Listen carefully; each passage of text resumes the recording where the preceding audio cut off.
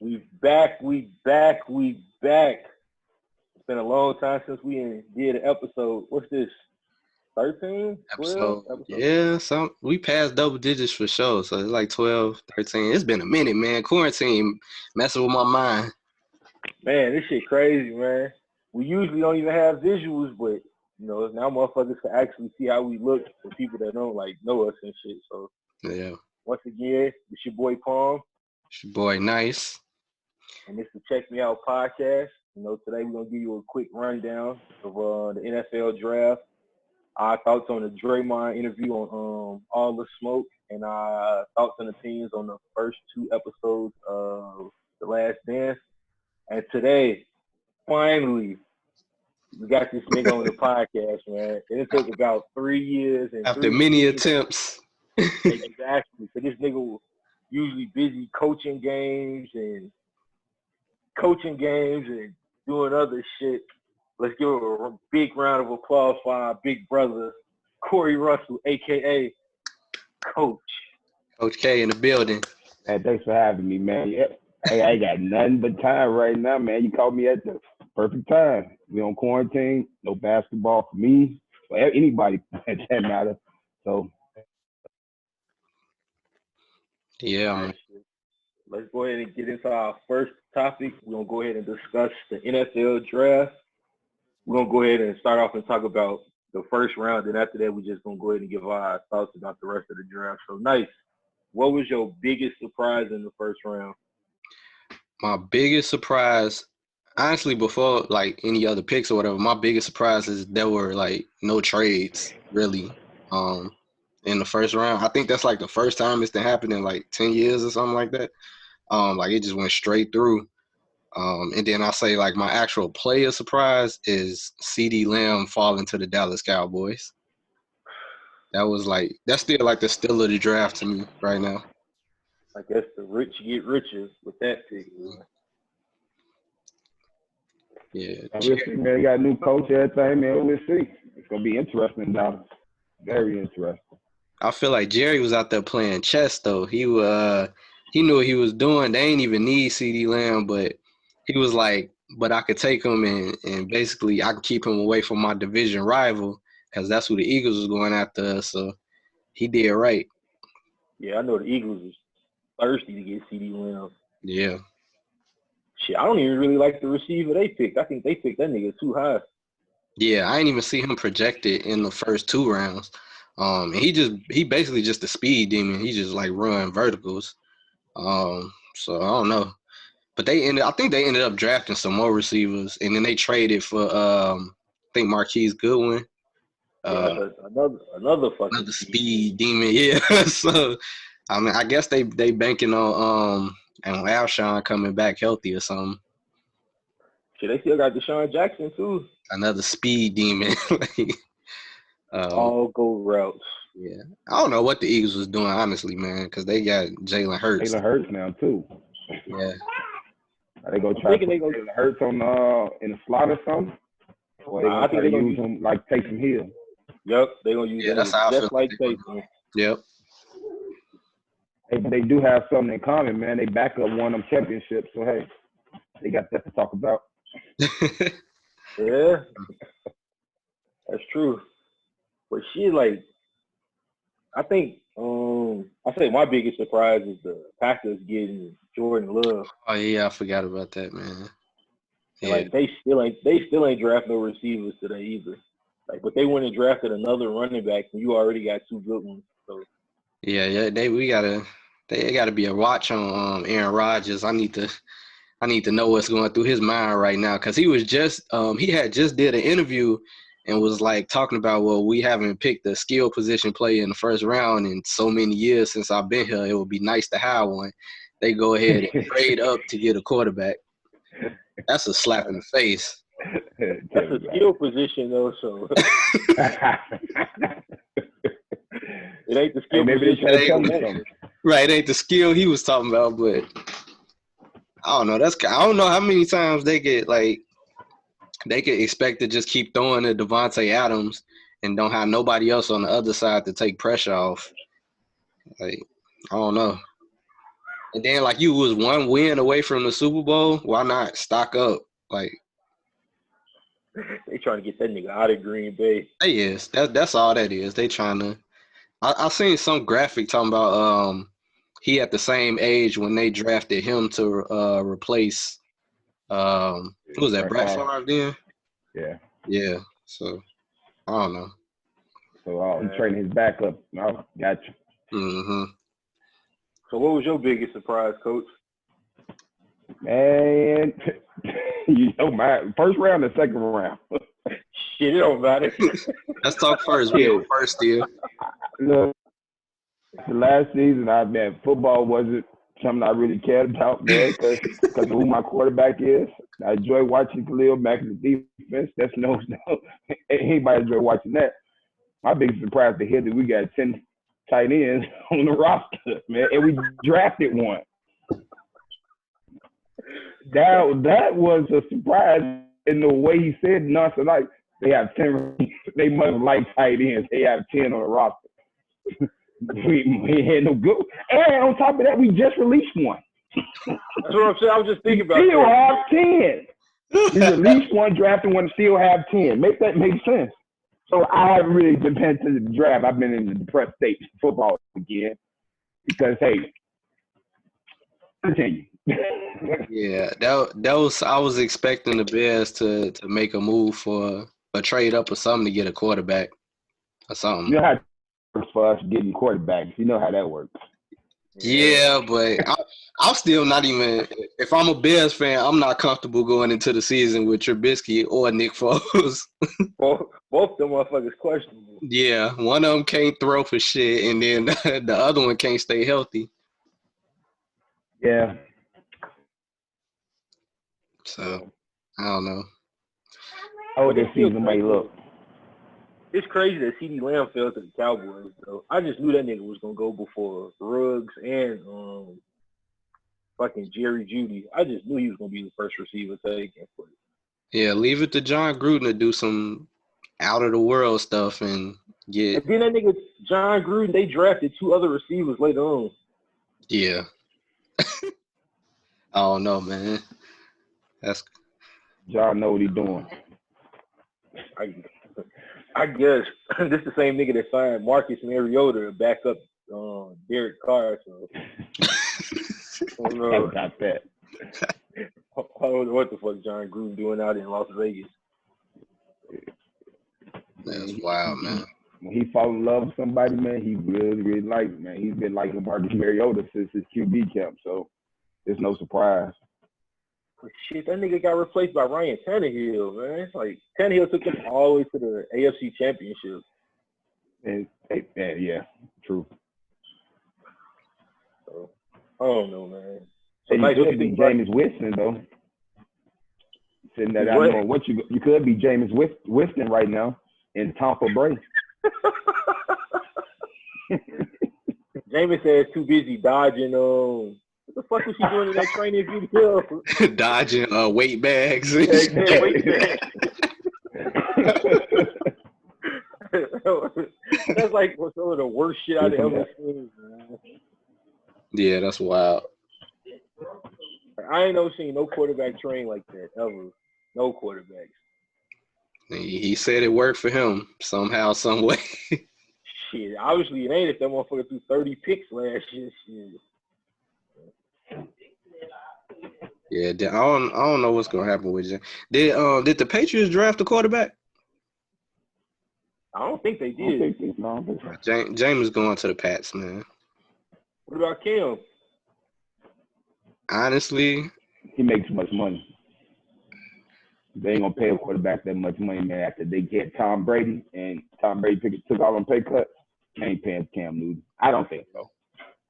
If the nigga want to repair his career, he better take his ass to New England. Yeah. Right. So. Yeah, I don't know what I was expecting them to pick a quarterback too. So I don't know what they riding with. I think them niggas was targeting Jordan Love in the first round, but Green Bay moved up to draft him. So And look, I ain't gonna never question the Patriots picking, man. They dog is a genius. Hey, that dog is legit, man. That dog is a genius, man. Hey, coach. Hey, coach had the line of the night last night. That nigga said, "How much for the dog?" That shit had me in tears. Hey, throw in Trubisky, a few future first rounders. Bro, Get the dog. That's for the dog, man. Yeah, that dog is a genius. I swear to God, if this Division II, what is that Dude. that they pick or whatever, if he turned out cold, it's gonna. I think he is. Cause that nigga had like the best measurables out of any safety at the draft. That nigga, I think he ran the fastest 40 out of all safeties. That's crazy. And it's vertical crazy too. And they picked so fast. It was like the pick was in like right after the pick before them. Whoever it was, they picked was in. They already knew it. Yeah, they had it.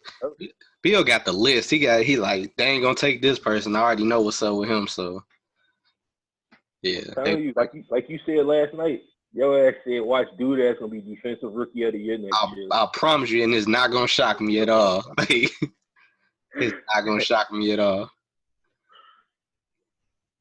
So shit. So as far as our teams, like, what you think? Like, what's your your thoughts about what our teams did in the draft? For the Falcons, I mean, I wanted the draft to be primarily defense, and that's what they did. So I'm happy about that. There's a few people that like I thought we would have picked, but we didn't. But the other people that we did, I ain't really mad at. AJ Terrell, nice. He gonna be a starter, probably our number one cornerback, because the others is slim pickings. And then second round we got what is it, Marlon Davidson or something like this dude. I went back and watched his combine, and he was like, you know what I like the most about football? And he was like, because I could go out and hit somebody, and the police ain't gonna come get me. I like, oh hell no, this nigga dangerous, bro. Keep that nigga away from Drew, man. He on bullshit. Said I could go hit somebody, and the police ain't gonna come get me. Nah, he on bullshit, man. Yeah, he gonna play. I think he gonna play defensive tackle, so he gonna be lined up with Grady Jarrett. So I'm excited about that one. Coach, what you think about the Bears? What they did in the draft? What the hell, Coach? Coach, you hear him? We didn't. Yeah, we might have lost Coach. We might have lost Coach. Oh, man, fuck. My audio. It was like a static in my ear or something. There you go. We hear you. Okay. You want to talk about the Bears? Nah, man, we can talk about the Bears no more. Ain't nothing to talk about. Ain't nothing to see here. I mean, Khalil Mack, 50 deuce. I mean, in all seriousness, man, you never really know what you got, man. Football is a very, very interesting sport, man. It ain't like basketball or hockey or any other or baseball.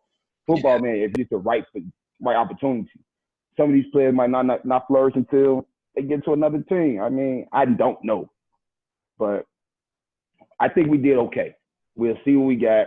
Mitch Trubisky is still my quarterback. We'll see, man. But y'all division, that division is going to be something to watch, man. I'm very interested to watch that. As a football fan, I'm really interested to see, man, Drew Brees, Tom Brady, man, everybody in that division going, and Matty Ice, Julio Jones. Man, you guys, the names alone in y'all division is going to just elevate everything. So yeah, that's tough because if you start off slow in the NFC South, it's going to be a wrap quickly. Yeah, that's true. Man, and I wish that rule where they add extra team in was this year, because I really think that, man, y'all will have no question 3 teams. Yeah, for sure. That shit do start this year. I thought it started next year. No, it starts this year. Oh, that's very interesting then. Oh, this the right time for it then. Damn. And that first round, that number 2 seed, man, really gonna try to fight to the last game to get the number 1 seed, because there ain't no guaranteed bye. Right. Man, I like the rule. I really do. I liked it too. I know the players was pissed off about it, but Hey, I like for for the the fans. fans, Yeah, for the fans, it's amazing. they get extra team, man, everything like that. So I Yeah. like. So shit, we get an extra wild card game then. So it'll be 3 games for Yeah, it'll be 6 games wild card weekend then. yeah, because only the number 1 seed got to bye, so second seed got to play that extra. That means motherfuckers gonna be going crazy during the season, man. Niggas gonna be playing their ass off to get that number 1 seed. Mm-hmm. Ain't no taking no time off, man. So that means Trubisky got to get off to a fast start then. Mm-hmm. Got to get that Mazda started quickly. Got to go jump start that Mazda. Put some extra gas in the back seat, man, just in case it stalls. Some jumper cables, you know what I'm saying, man. Hey, got to get the headlights fixed. I just don't understand, man, how from one year to the next, just things just like completely went from Maserati Mitch to Mazda Mitch really quickly. I don't understand how it happened from one double doink. No. We was a double doink from going to the second round. Honestly, I don't think Mitch was like ever really good, because he had that one game, the first season that he got there, we had 6 touchdown passes, and he only threw 20 that whole season. So he threw like damn near like 30% of his touchdown passes in one game. He was like he made the Pro Bowl, but he was like an alternate though. So I ain't see what the hype was around that nigga. I just need him to be a game manager, man, and he just manages one side of the field. You just got to keep the offense on the field. That's all you got to do. If it got to be short routes or whatever, just keep getting first downs. I forgot who said, I think it was we was playing the Packers, man. They say, hey, we win this game if we just let Mitch be a quarterback. That was Tramon Williams. Tramon Williams, man. Yeah, I'm like, man, who the like, this some bullshit, man. That you want him to play the position that he plays and for y'all to win the game. What a team speech. Let that nigga play quarterback the whole game. Like he is the quarterback. Exactly. Let him do what he's supposed to do. And we'll win this game. Hey, but I think his confidence took like a big shot after that Rams game on Sunday night when Matt Nagy was talking to that nigga on the sideline. I think that's when that nigga's confidence hit like his like all-time low, because man, he just looked defeated. He was missing open receivers that game. It was just like, yeah, this nigga sucks, man. I think that's when Matt Nagy finally realized, like, yeah, this nigga ain't it. So Yeah. man, we done strayed way off the draft talking about this nigga, man. I know. Yeah, right. Let's get back into it. So shit, as far as like a draft as a whole, as far as like the production of it, y'all think that shit went smoothly, or you think they could have did a little bit better? As far as like production or whatever, I think it went straight. Like they ain't really had no video or audio problems, at least that we could see. So that was cool. I just didn't like all the extra stuff ESPN was doing. Don't get me started on this nigga.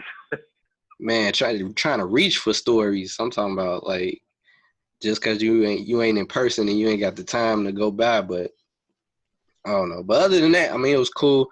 Roger Goodell looked real comfortable and calling That nigga people. was laid. Really working from home, enjoying it. And the lazy boy feet up. Hey, I ain't gonna lie, he looked real normal at that point, because that's how everybody works from home, man. So I liked it because it gave us, you know what I'm saying, a different outlet, a different space for something that we traditionally like. And it gave us something, sports fans, to actually like for the last 3 days. Normally, I won't even watch the draft. I don't watch the NFL draft. I think it's too long. My attention span, you know. So, but I actually watched it because it was something to, sports-wise, to root for, to see, you know. So I enjoyed it. It was something different. But for the athletes, I think they took away something from them, man. You know what I'm saying? Because you know what I'm saying, they don't get that shake the commissioner's hand. That moment is never going to be. They're never going to get that moment. So athletes, they probably feel different about it, because they ain't getting the same feel that everybody before them after them gonna get. Mm-hmm. Like when you go back and look at this draft, or when they go back and look at their draft, it's gonna be like it ain't gonna be the same. You don't get to see how your reaction was as soon as you heard your name in person. So yeah, that's a little different.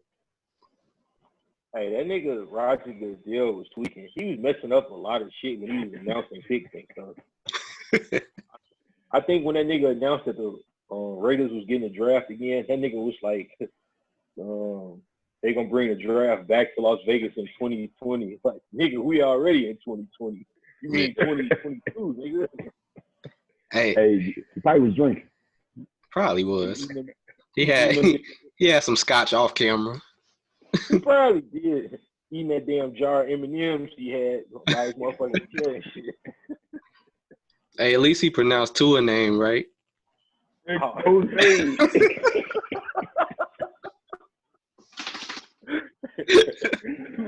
Tua Tagovailoa. Oh man. Hey, they got to get Ross a Dolphins jersey with that name on the back of it. Yes. Tua Tagovailoa on the back. Got to. Tua Ravioli. That was the best one. Funny. Oh yeah. I thought it was I think as far as production, I think they did pretty good, but shit, I felt bad for Trey Wingo. That nigga was like in the studio by himself, and then he had to talk to like 7 different people and shit, and fucking Louis Riddick, his internet was trash because every time they tried to talk to him, it'd be a big ass pause between him and Trey Wingo. So yeah. Well, other than that shit was decent though, man. Like, yeah, I commend NFL for putting that shit together. Yeah, did y'all see the draft-a-thon stuff that they was doing when they had different people reacting to the picks? Yeah, I think some of it. Yeah, some of them was more entertaining than the actual draft to me. Like they had one with Prime Time on there, and then Brett Favre was in there, Lil Wayne was in there, Quavo was in there, a whole bunch of other random people, and they was just cracking jokes and talking about people as they got drafted. It was kind of decent. I missed that, man. I seen like the highlights of them, man. It was pretty decent. Hey, it was a lot of people in them rooms, man. Like with a draft, but like the people that was getting drafted, it'd be like 10, 11 motherfuckers in there. It's like, damn, y'all niggas like violating all kind of social distancing rules and shit. They was in them states that opened back up. That's why. Oh shit! Oh. Yeah. Hey, what y'all think about CD Lamb girlfriend? Oh man, I knew he was gonna say it.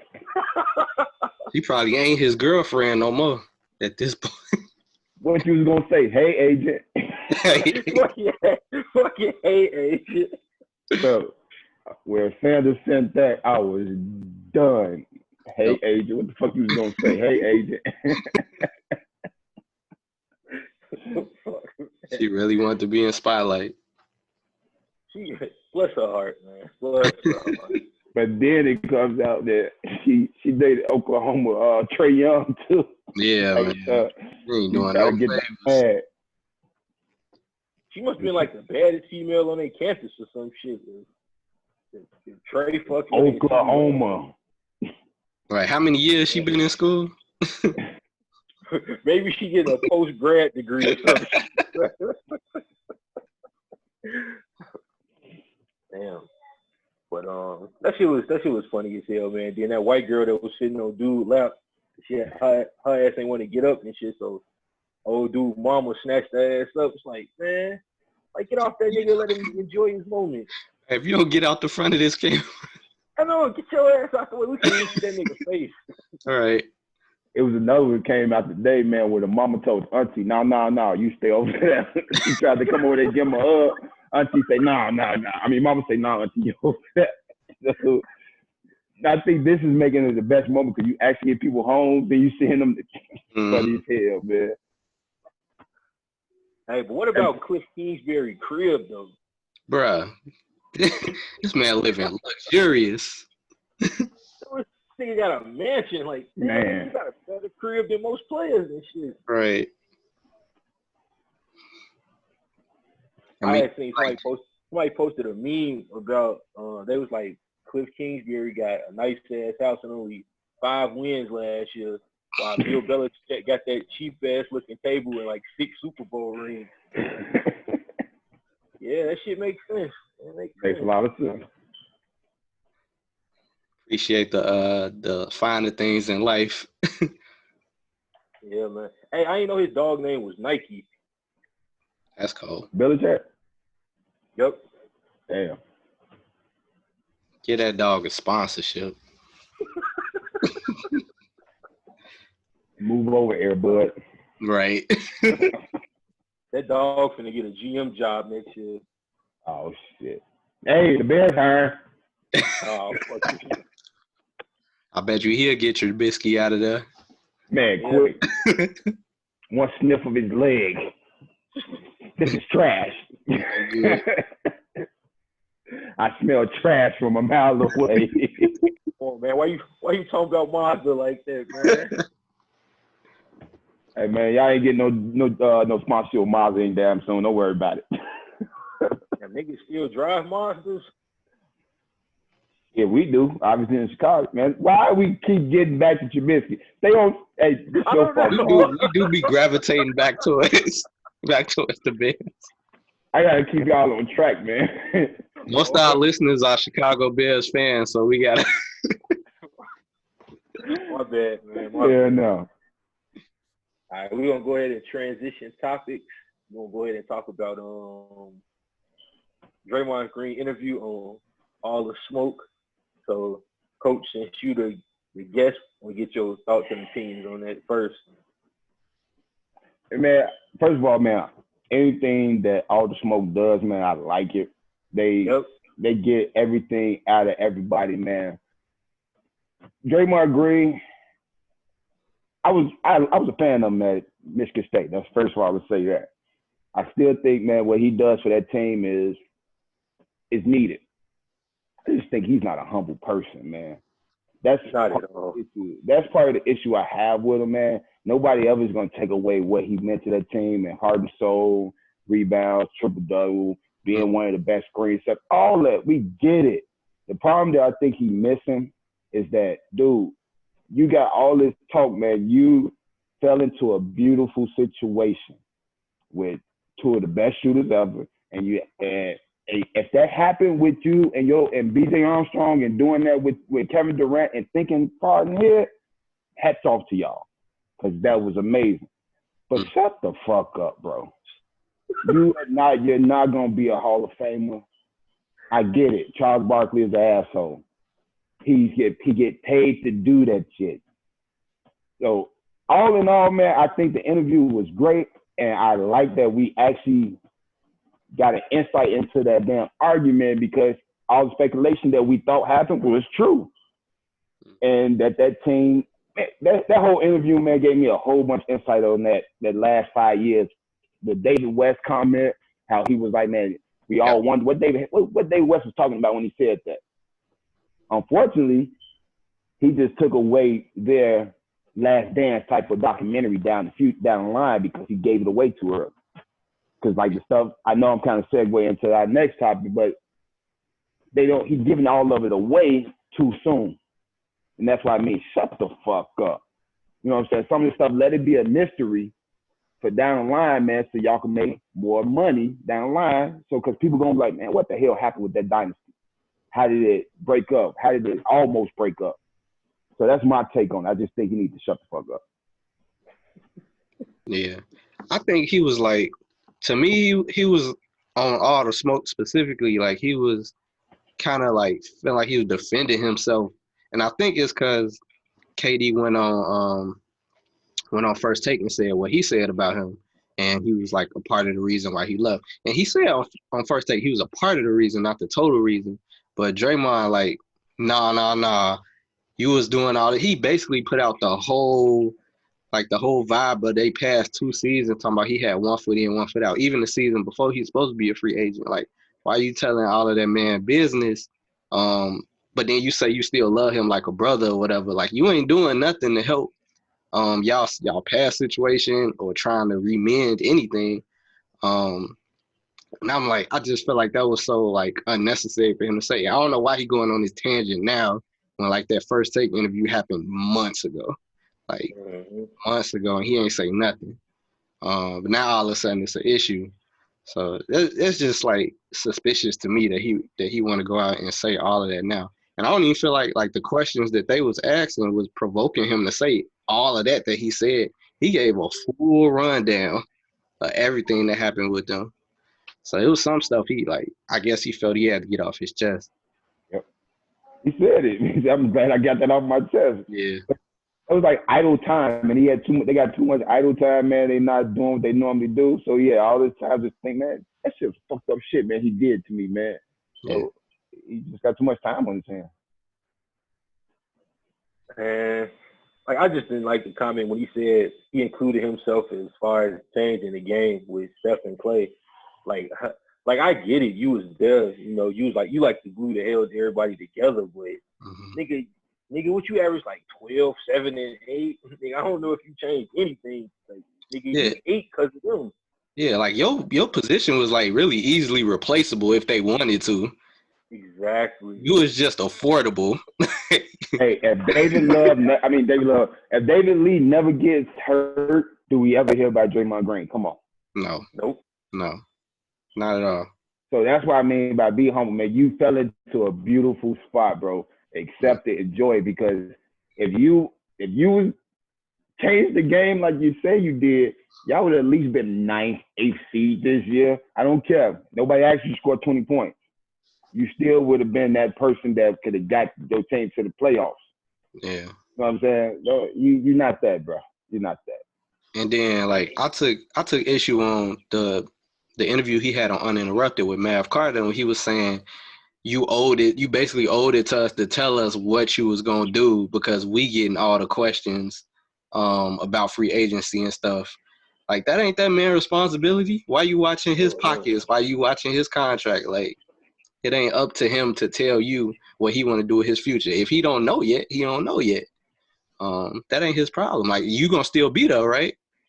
So isn't it kind of ironic though that the whole time you talking about that after y'all lost in the finals, you go call Kevin Durant doing backstabbing Russell Westbrook in a way, right? He didn't tell Russ nothing, but doing the same, y'all, it's the same thing. The same way you got him, the same way you lost him.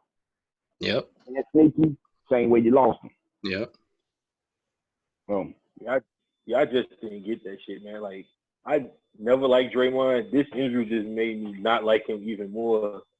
Like he was talking big shit, like he a fucking like top 5 player in the game, and he started talking about what happened when he his recruiting shit with Kentucky and all that shit, and talking about how he was averaging like what you say he averaged like 20 something as a freshman. 25 as a freshman. Yeah.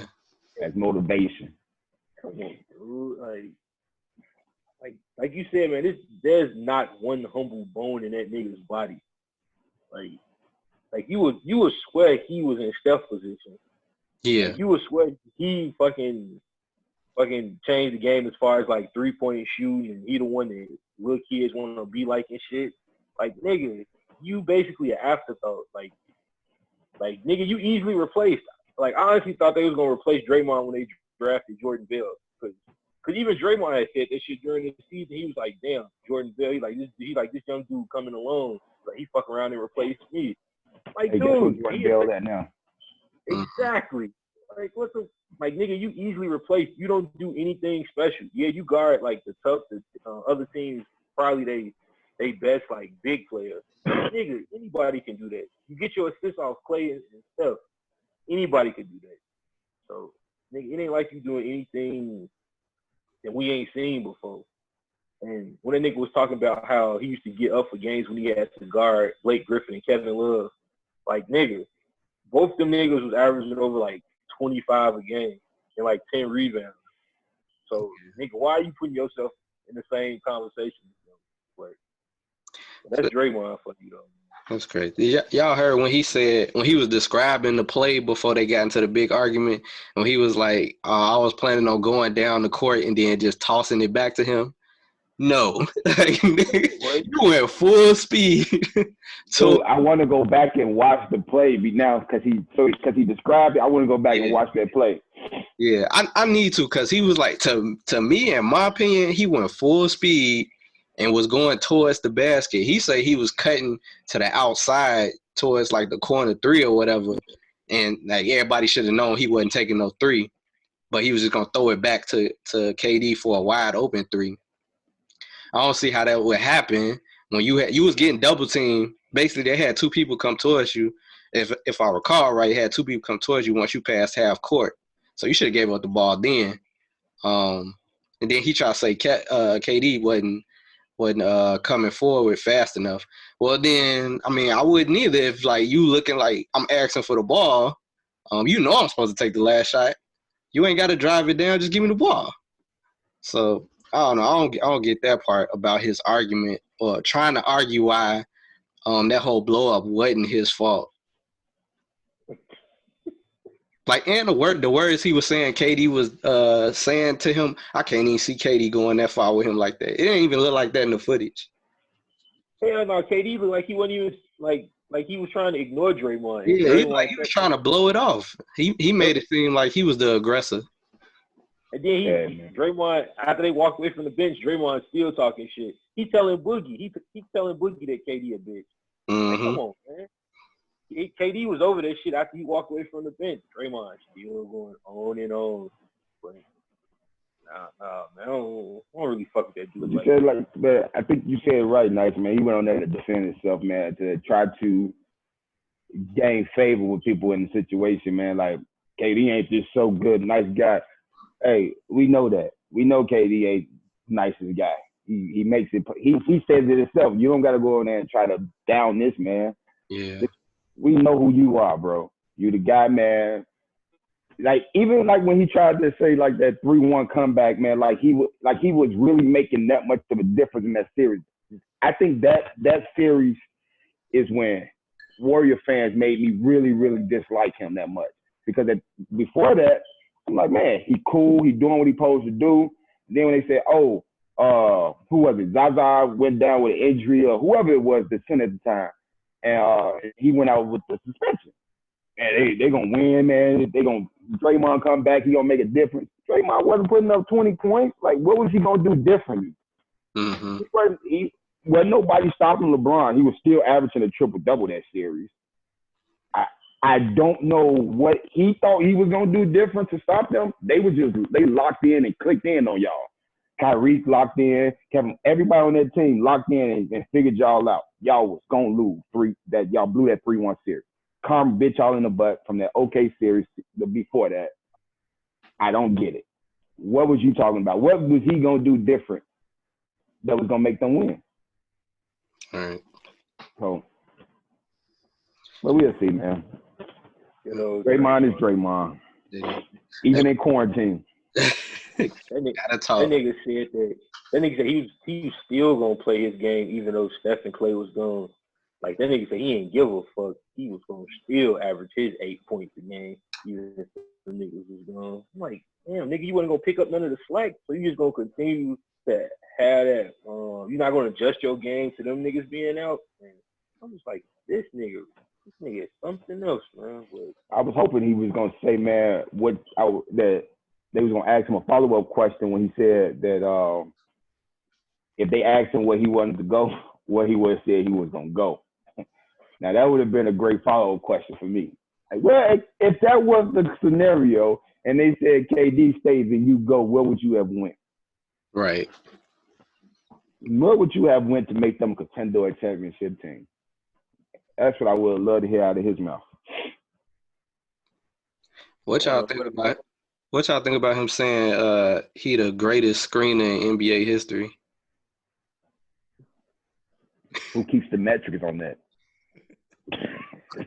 ESPN will come up with a stat like that next season, man. Who had the best? Who set the most screens that led to 3-point shots? Draymond Green. Don't test ESPN. You know they'll do that shit. And you got number time right now. Yeah. They have a whole motherfucking whole chart devoted to that shit. Who set the best screens over the past 5 seasons? And he'd probably be like number 6 on the list. I want to be like, have you seen Steven Adams? I was just, man, you took the words out of my mouth. Man, he talking about he the best, huh? I don't know about that one, buddy. Nobody, Like, even as a coach, I mean, yes, it's a very, very good, very important part of the game. Got it. But nobody says, man, oh man, he was the best screener ever. Nobody ever talks about that in the barbershop, man. That never comes up. I got it. Maybe it goes up on the NBA level. Cool. But the barbershop, you never gonna be remembered for being a amazing screener, bro. That's not a Hall of Fame requirement. If you want to take my, I'm gonna be honest with you. I know somebody better than you. John Stockton. John Stockton used to go down there and screen the biggest players at 6'1". Mm. So I mean, I know that, but I'm not gonna talk about that because he's the greatest of all time. Yeah, man. Good old Draymond. Hey, did you hear the part when he was talking about how he had called LeBron and asked him like how he like flipped his whole like the image about him, how he went from being a villain to look like he just having fun and shit. Yeah. Talking about how he just stopped caring. He's basically just stopped caring about the critics or whatever. That Draymond can't never do that. Draymond ain't gonna never be able to do it because he don't know how to shut up. LeBron know how to stay quiet. Like, man, he'll not be humble. That's keep 100, man. He's not gonna get that love until he's able to humble himself, man. That's the difference. Regardless of how the people hate on LeBron a humble cat, man. I mean, he does have his assholeness sometimes. He does show that, but what superstar doesn't? Yeah. He's entitled to that. Yeah. But he's still a man. At the end of the day, man, he still has very humble traits, man. Yeah. Like Bron could back his up though. Like we'll never know what Draymond can back up or like do for himself until he got his own team. Like as long as he under the shadow of Steph and Clay, all that talking don't mean nothing. He had his own team first half of the season. Yeah, we see how that turned out. Oh. Draymond Green still. He said some of them text man because they forgot who he was. Like, okay, nigga, good for you that you Draymond Green. What the fuck? He was talking about how he see like when during their championship run, how players was telling him like, y'all niggas getting all the calls. And he was like, yeah. He's like, this season he seen where that was coming from. Mm. Whatever, man. Fuck Draymond. He'll end up on First Take this week, explaining himself again or some shit. So. Probably. I'm just waiting for the KD clap back. That's all I'm waiting for. KD probably didn't get it on one of his burner accounts. We just ain't seen that shit yet. Because we've been so busy with the NFL draft, ain't nobody discussed that shit. So. No, he waiting to go on somebody IG Live to do it. He gonna do it on Boardroom or something with Jay Williams. Jay Williams, the same nigga that said the NBA should play on a damn cruise ship. I ain't trying to listen to shit he's saying. This nigga said they should resume the season on the ship. Nigga. Everybody just go overboard trying to dive for a rebound. He's one of the most reckless people in NBA history, though. Hey. Yeah, we know. Hey, okay, we can't take nothing away from Jay Williams. He the same person hopped on a motorcycle, specifically in the contract say, "Do not ride." Oh man, but it's gonna be interesting to see what KD say, man. I'm pretty sure KD gonna have something to say within the next week or so. So I'm definitely anticipating that. I just hope he don't come out and be like super aggressive or over the top like Draymond is. I hope that nigga just He probably not. He gonna hit him with that little one liner or some little small thing like he did with Perk when Perk said what he said about OKC. That's what he gonna do. He ain't gonna give Draymond that much time a day. Man, Draymond need that attention. He probably get mad that KD ain't responding back. He probably heated that he ain't said nothing yet. Probably. Or he probably said all of that because he know KD ain't gonna say nothing else. He probably trying to get Boogie to co-sign. Boogie, man, you got to get out and say, man, what happened, Joe. You got to back me up, man, because this nigga KD going to go over here and lie. You got to back me up, bro. You know, we the two realest niggas here. Boogie need a damn job, so he should probably keep his damn mouth closed. Probably. And that's why you ain't heard him yet. Yeah. I'm telling you, Draymond he wants somebody like him. Like that's what he thought KD was gonna be. He thought he was gonna be like just like him, but then he found out he wasn't, and now he pissed off. Like, first of all, nigga, KD like a top 5 player. Like, you and that nigga will never be mentioned in the same breath except for talking about y'all being on the Warriors together. Mm-hmm. So I don't know if he probably thought they was gonna come in and click up the same way Steph and Clay kind of do. And yeah, like, KD always been a different dude, man. That nigga be off on his own. He do his own shit. The same thing he said in OKC. He said Russ had his people and he had his people. So yeah. But yeah, man. That's enough about Draymond. I ain't got no more words to get at him.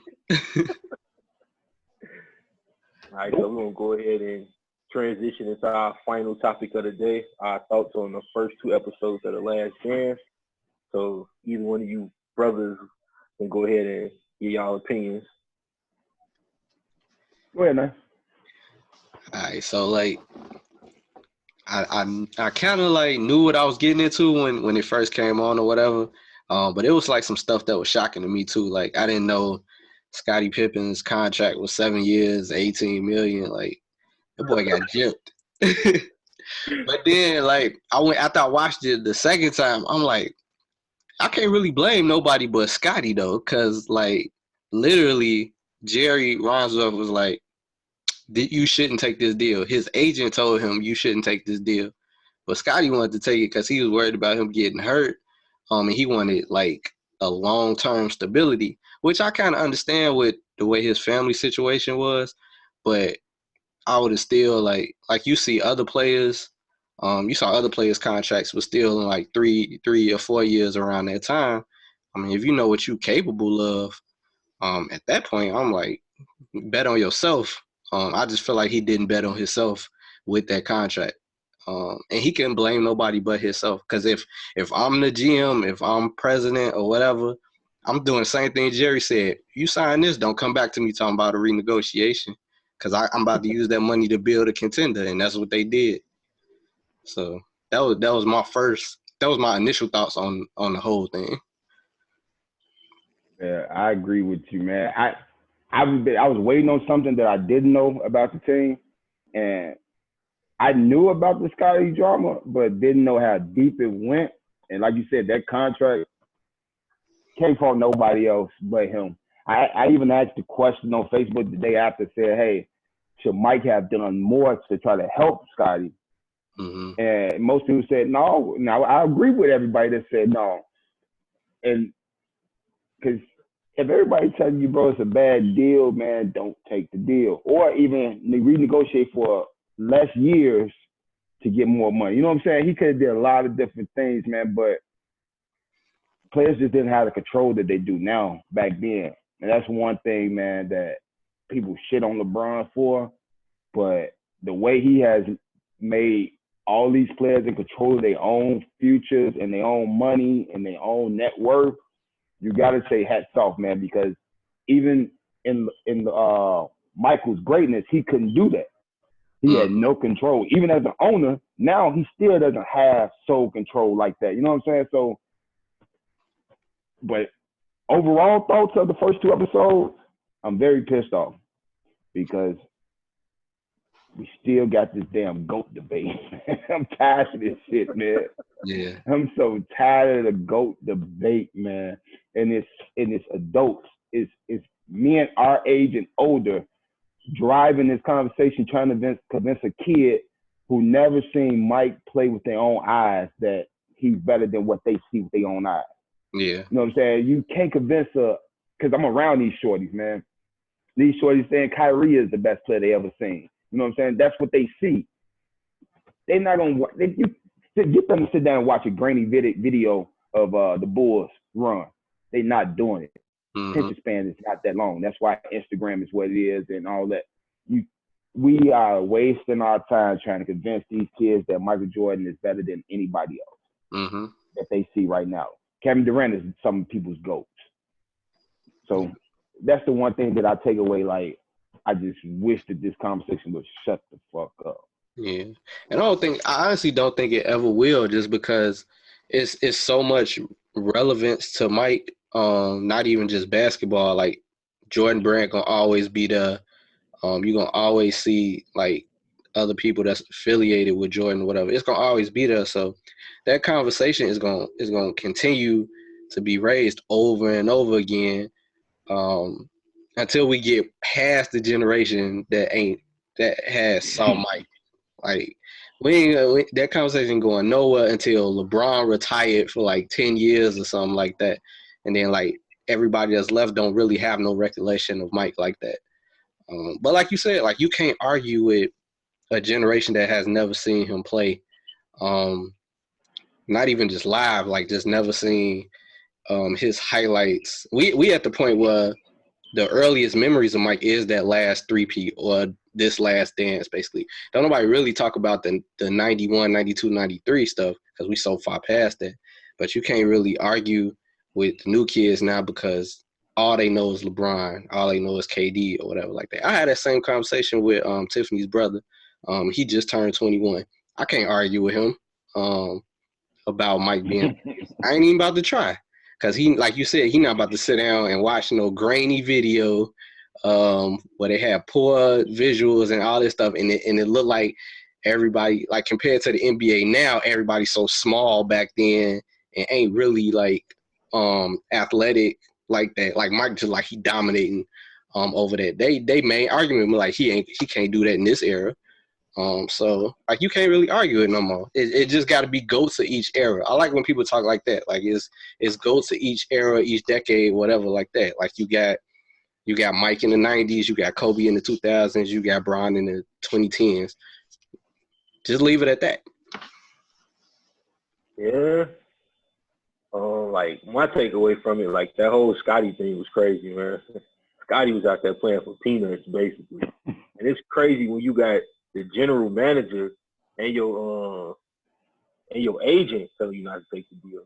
It's like that right there should have told you not to take it. Step back. It was the owner that told him that, bro. The owner told you that, bro. The owner told you that. Jerry Krause was like, nah, take it. Take it. Take it. The owner was like, don't do this. It's going to hurt you. That's crazy that the owner tell you not to take the deal. You would think the owner would be like egging you on to take it. Mm-hmm. But I don't, honestly, man, I feel like he shouldn't have to have said nothing, to try to vouch for Scotty. I get it. That's your running mate. Y'all in won championships together. But at the end of the day, it's a business, man. Like, you got people that's supposed to vouch for you and work that shit out for you. Mike shouldn't have to step in and fucking try to get you more money. Yeah. And that shit was kind of petty with him waiting to the last minute to get that surgery. I think those like the shit that like they kind of tweaked me on. Like, this nigga waited till like right before the season started to get surgery.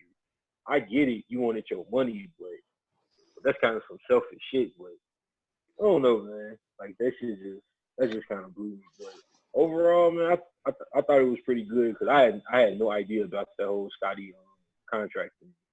Like, I had no idea.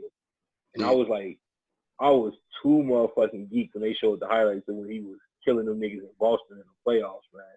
I ain't even know he went for like 43 in game one. The game before that, played golf and came back again and had 63. That nigga told Danny Ainge to tell Dennis Johnson, he said, tell your boy DJ I got something for him. Like, nigga, you know how bold you got to be. You want to know why you don't know about it? because the next day he hit 63. So nobody talked about the 40 points before that because he did what he did the next day. Yeah.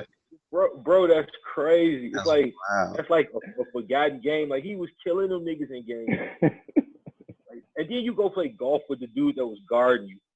Again, that's some bullshit, man. That shit just made me look at Mike in another whole different way. Like this nigga was a certified killer. Like, Yeah. this nigga came in as a rookie, ready to kill everything, anybody that got in front of him. Shit was crazy.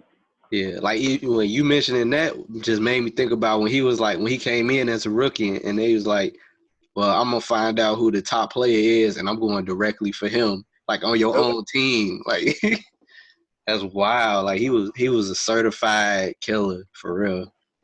The man averaged 28, 5, and 5 his rookie year. That's like, dude, like crazy. that's ridiculous. But then look, this also what you saying that just triggers something. That's the difference in eras too, because every player had that mentality because they weren't friends. Now, this is the era of friends where there is no, okay, man, you know what I'm saying? Help me out, I help you out.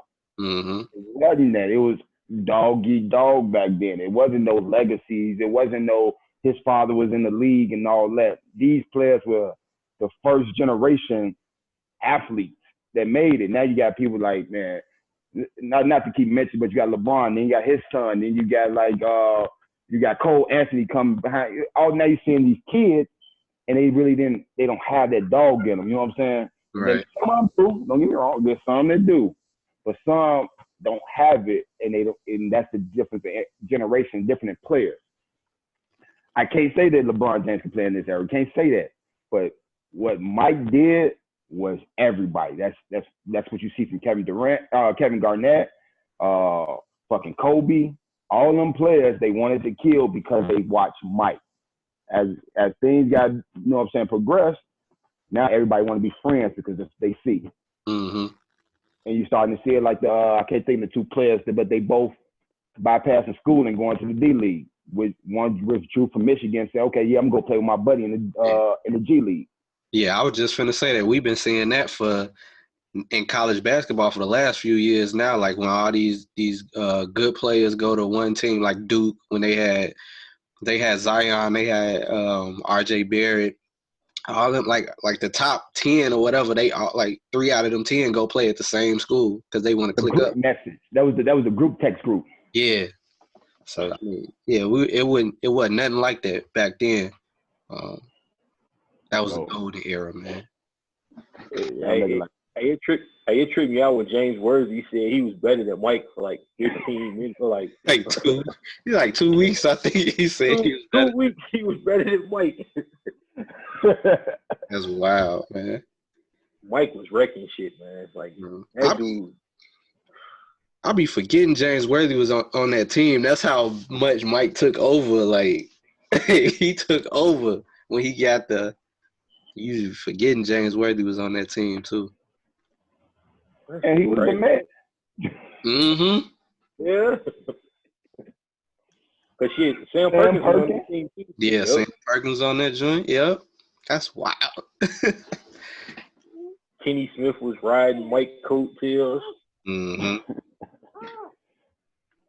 Yeah, man. It's just, man, basketball is. I still love the game, man. I still got love for the game because you just have to grow with it, man.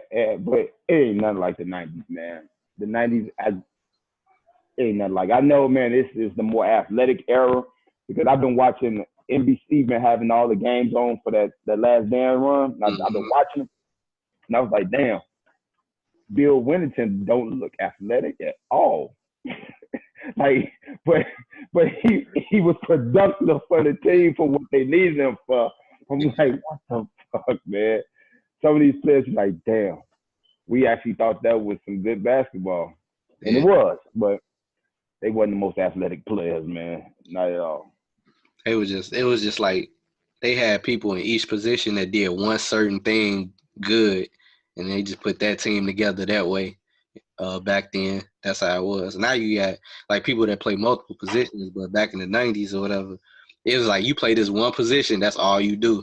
we got somebody else to do the other thing. You know what I did? One thing, the Last Dance kind of brought back to my memory. The Bulls were the first team to actually go small ball when Luke Longley was out, by putting Dennis Rodman at the Oh, yeah, center. they had Dennis Rodman at the center, yep. And we forgot that. We talk about this Golden State Warriors team, the Hampton Five or whatever, being first small ball team. Mm-hmm. Nah, that Bulls team is small, man. Because Dennis Rodman, because they was abusing Tony Kukoc, man. Because Anthony Mason, I was watching that Charlotte series, man. And Tony Kukoc couldn't do nothing with Anthony Mason nor Bloody Divac, man.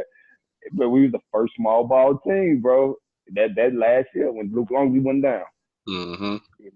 Mace was a load, though, man. You seen Mace motherfucking arms and his shoulders, man. Mace bully people out the way. He was bullying Kukoc, man. And then they had B.J. Armstrong because he was familiar with the triangle. He didn't play none the whole year. They thought about playing him that series. He was going to make a difference. Mike was cooking B.J. Mm-hmm. Looking at him like barbecue chicken. Yeah. Hey, so what y'all expect out of episodes 3 and 4? I'm expecting. I can't wait to see them talk about the Pistons rivalry. I want to see all them hard fouls and the bad blood and all that. I can't wait for that one.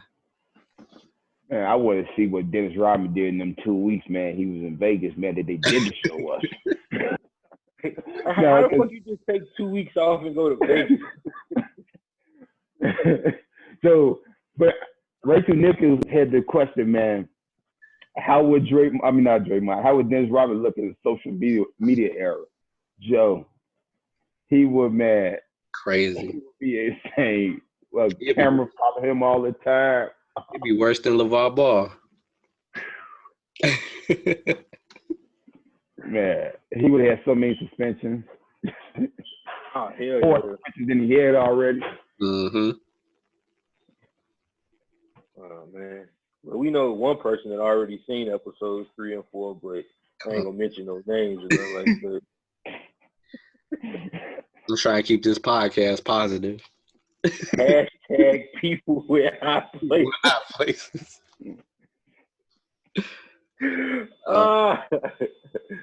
Oh man. Hey, the funniest part of the first 2 episodes though was when Charles Oakley was hemming up Scotty and he smacked the shit out of him. Smacked the shit out of Scotty. He smacked the shit out of Scotty. Like, it looked like, I ain't gonna, I don't want no smoke. Hey, he had him hemmed up and then he just popped his ass. Hey, that was one nigga that, man, that nigga protected Michael Jordan like a motherfucker. Anybody foul Mike too hard, here come Oak, ready to set some shit off. Yeah, I didn't even know that they had to get him up to get Bill Cartwright. Like, I know that hurt Mike a little bit. Yeah, but I think he knew. I think he understood, man. If anybody understood the business, Mike understood it, man. He understood that couldn't keep all his friends. Yeah, I mean it had to be done. They needed a inside presence. So you see how pissed he was about that game in Indiana when he was on the minutes restriction. He got wanted to get back in for the last few seconds. Yeah. Boy, even though they won that game, so he's still pissed. Yeah. They won that game, he was still pissed. Like, I should have been out there helping us win that game. Palm, I seen you posted. You was like, how the hell they make the playoffs with a 30-52 record?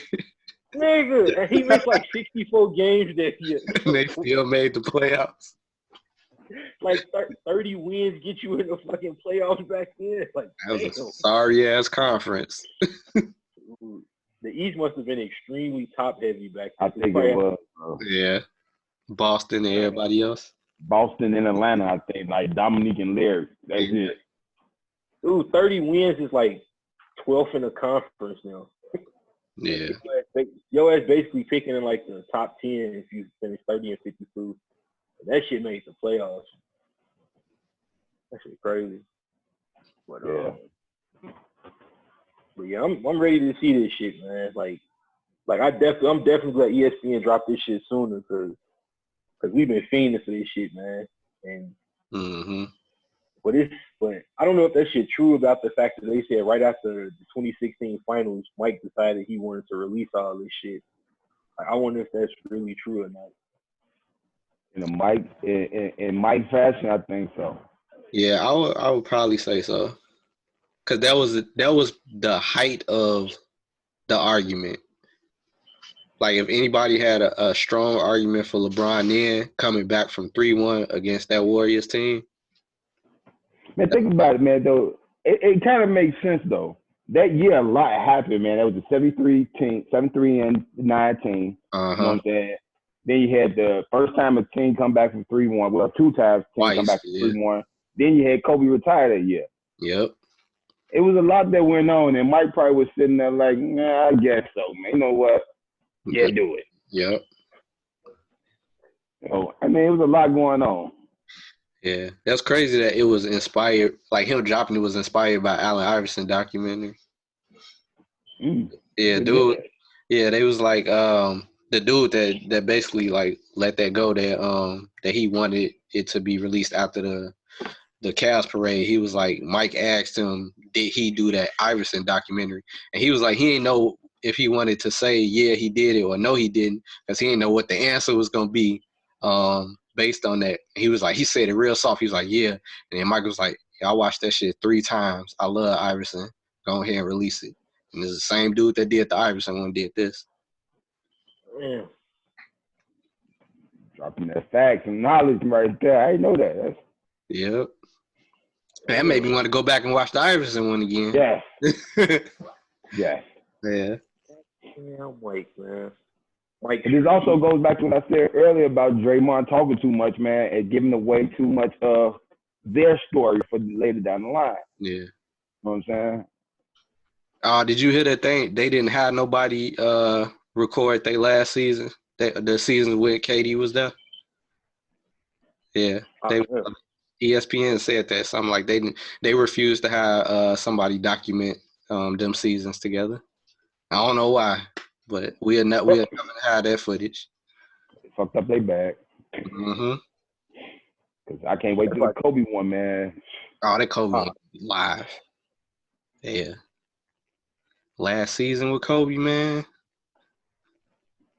This man literally put the 73 win team on ESPN2. Can never take away like that historic season versus your last game. That's legendary, bro. Move on ESPN2, bro. Yeah.